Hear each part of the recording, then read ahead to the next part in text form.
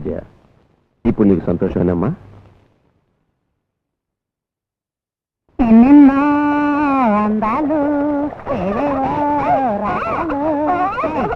ఏంటిది పావులో నడకడతా? హల్వా చూడగా ఆకాలనిపించింది. హల్వా నాకూడదు, నేను పెడుతుంటాను, నువ్వు తిను తిను తిను.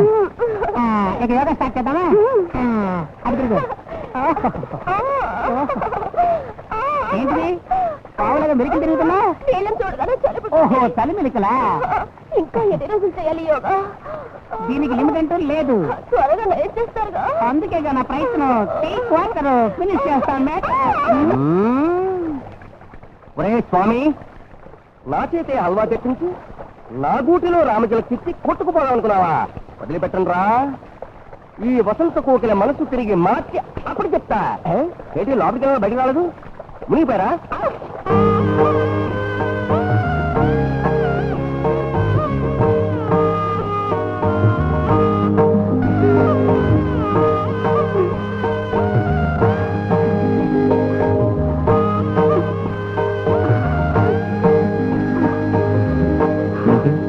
మొక్కుకున్నావా? అవును, నేను సంతోషంగా ఉండాలని మీరు మా ఇంటికి వచ్చి పాట పాడి నన్ను సంతోషపెట్టారు. మా నాన్నగారి మనసు కుదుటపడింది. మత స్థిమితం లేని మీ అమ్మగారికి త్వరగా నయమవ్వాలి. అప్పుడే మీరు సంతోషంగా ఉంటారు. అలా జరగాలని మీ అమ్మగారి కోసం అమ్మవారిని ప్రార్థించి అంగప్రదక్షిణ చేస్తున్నా.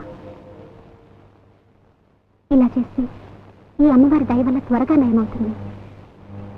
ఏంటి కృతజ్ఞత కాదు, బాధ్యత.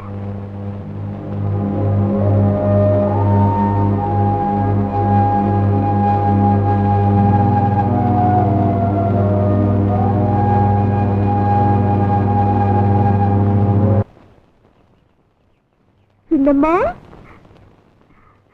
ఏంటి మీనాక్షి? అయ్యో బాబు, తిరుపతి బంగారు రాజు మెరిసినట్టు ఎంత మెరిసిపోతున్నారమ్మా. ఇంత అద్దాలు ఇంట్లోనే దాచుంటే ఎలాగమ్మా? ఏం మీనాక్షి, ఇవాళ చేపలు పట్టడానికి వెళ్ళలేదా? వెళ్ళాను, కానీ చేపలు పట్టలేదు. వాటికన్నా నా మనసుకు నచ్చింది ఒకటి తీసుకొచ్చాను. అరే, చాలా బాగుంది. ఎక్కడిది? చేపలు దొరకలేదని చెరువు గట్టునే నడిచి వెళ్తున్నానా, అప్పుడు నా కాలు కింద గుచ్చుకుంది. ఏంటిని తీసి చూస్తే సంతోష శంఖ. సంతోష శంఖ?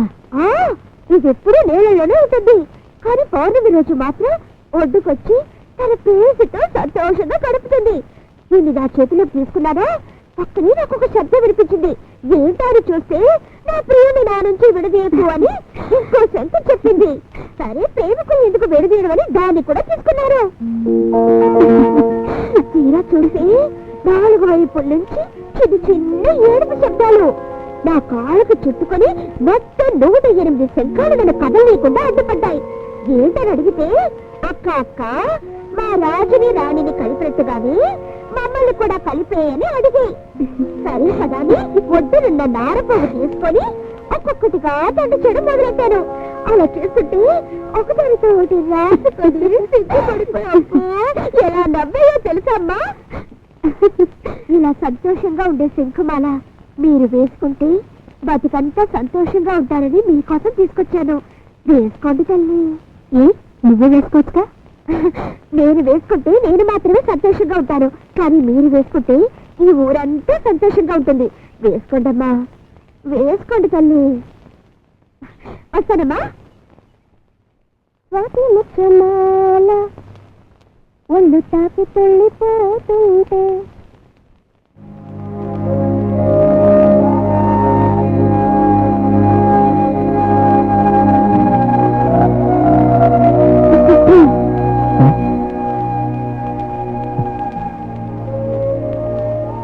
ఏంటిలా ఒంటరిగా కూర్చున్నారు? ఊరికేనా? అవును, నువ్వేంటిలా?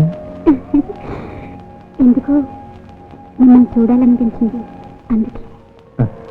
నా మనసు చెప్పింది నువ్వు ఇక్కడికి వస్తావని. నా మనసు చెప్పింది. ఏమని?